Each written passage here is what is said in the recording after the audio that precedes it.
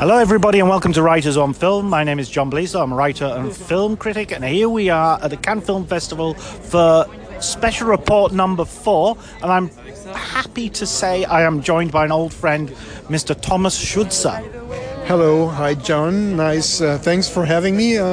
Looking forward to our little talk while we're here in line waiting for the substance. I love the fact that we're doing it here in the line, because this is such an experience of Cannes, which nobody ever actually records anything on, and yet the sound of the people around us talking is what we spend a lot of time listening to.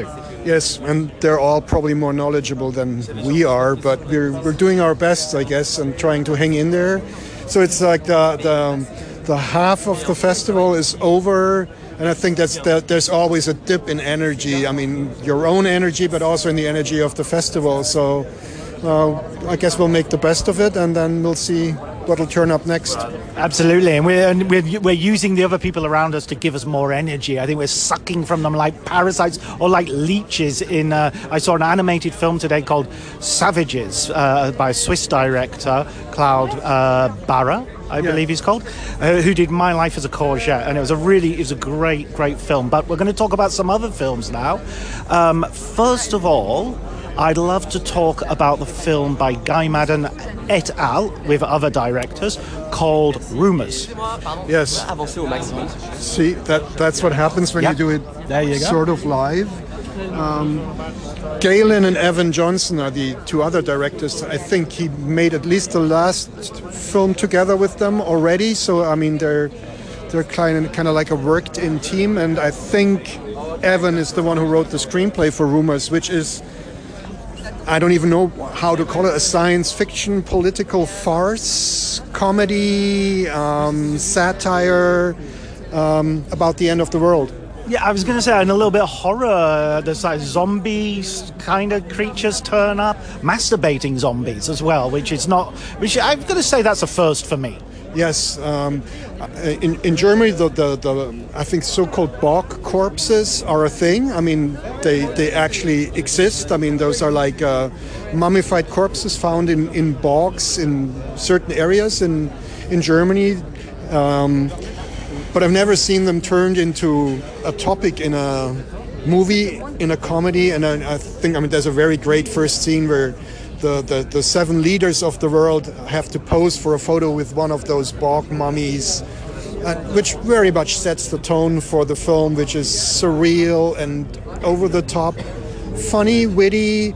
Sometimes I feel like the movie doesn't really know where it's gonna go. But I think that's one of the fun things about watching it, because, it feels like you're discovering the film together with the directors while they make it. I really enjoyed that. I've got to say, it's got a great cast as well, led by Kate Blanchett, who plays the German Chancellor, who's hosting the G7, because this is the G7 summit in which it all takes place. Yes, in a fictitious castle called Danke-Rede, which is a funny wordplay, because a dank is a thank you speech, Danke-Rede, okay. Which they're pretty much like working on all through the film while the world is falling apart around them. They're being isolated after meeting in a gazebo. It gets dark, and suddenly they're alone and on their own and helpless, as leaders of the world are prone to be. And they kind of like have to navigate their way through uncharted waters, going through the forest, which is a super German thing, going through dark forests, because, it harkens back to the old fairy tales by the Grimm brothers. So that's kind of like, to me it was fun watching that. And they discover giant brains, and sometimes you feel like you're almost into Mars Attacks territory. But it always stays, I think, very true to Guy Maddern's vision of a very surreal world where anything and everything can happen. And as you said, the cast is wonderful. Kate Blanchett, because she's wearing exactly the same clothes and the same hairdo as Angela Merkel did. But she's called Hilda, and I think she looks more like Lady Diana, actually. Absolutely, I had the same thought when I saw it. And who's the French actor who plays the French Prime Minister? Denis Ménochet. He's absolutely wonderful and great. He was in this great Spanish movie, 2 years ago. Beasts? Asbestos, yes. Oh, so good. He's That was so in, good I think, in Critics Week in Cannes. Rodrigo Sorogoyen, I think, and that was a great film. And that guy is so great because he's also in the first scene of *Inglourious Bastards*. He plays the farmer in the little shed where they, the little hut where they're in, and he has such a immense physical presence. I mean, he's like fleshy and he's like meaty and he's like a real dude, but he's also always like super vulnerable under the surface, which I love, and he's such a great actor. Yeah, he's wonderful. He's also very terrifying in a film called Custody. I think it was maybe a Belgian film some years ago. I think it was a French movie, and I think it even won a French Film Prize or something, the César. That was a great film, and I wanted to bring it up, but I could not remember the title, so thanks, John. Excellent.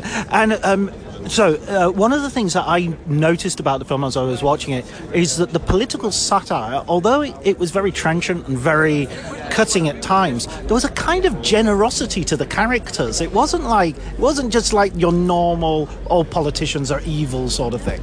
No, I mean, he breaks them down into real human beings having human problems, and I mean, he's even talking about an affair that the Canadian Prime Minister might have had with the British Prime Minister, who's in Rimini, who's female in the film, and so I thought it was really lovely. I mean, especially bringing up Canada because, of course, Guy Maddin is Canadian, so that guy kind of like takes front and center.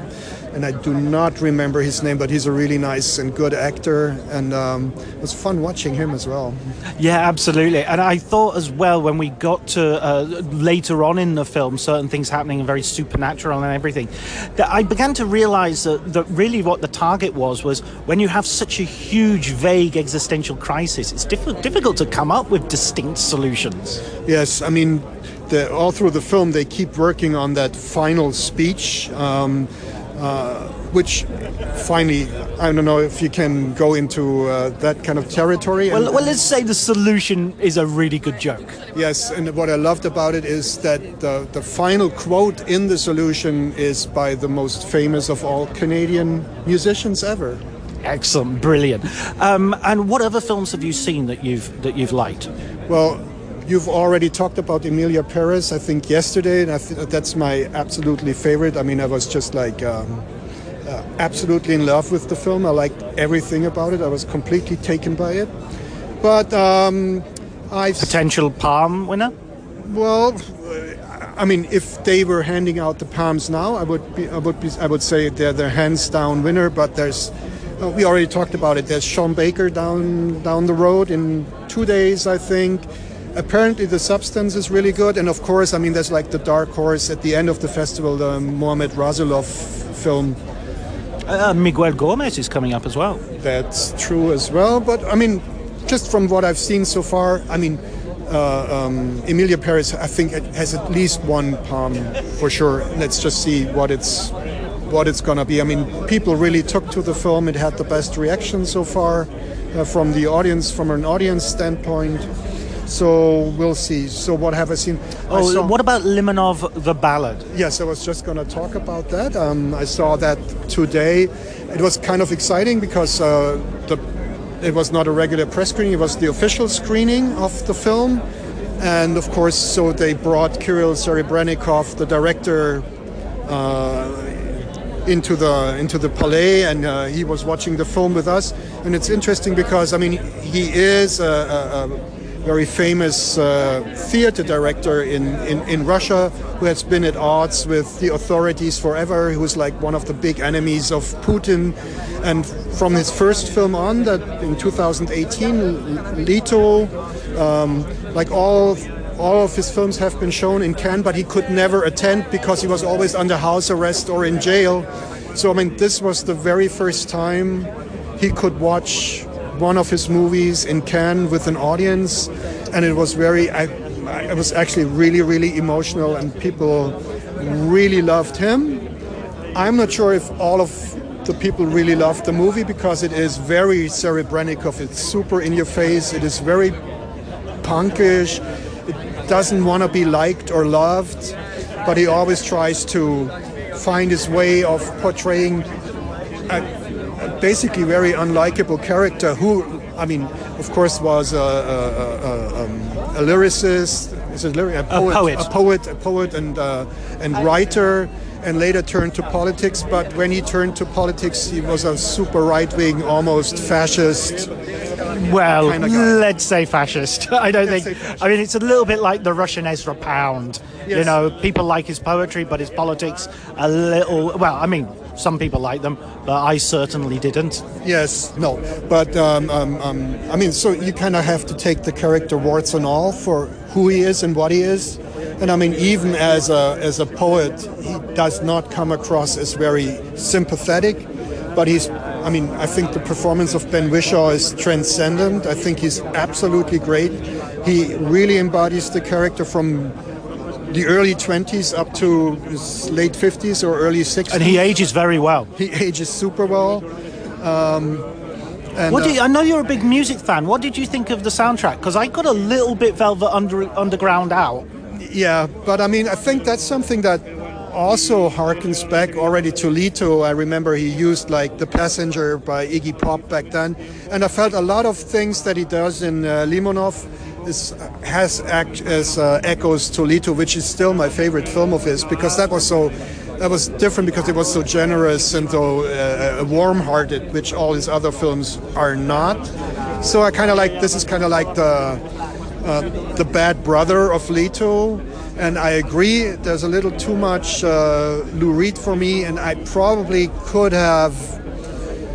I did not really need Pretty Vacant by the Sex Pistols, although I have to say the scene where he uses this one tracking shot where Limonov at the end of 70s pushes through the door of a strip club and then for the next 3.5 minutes walks through different rooms and walks through the 80s.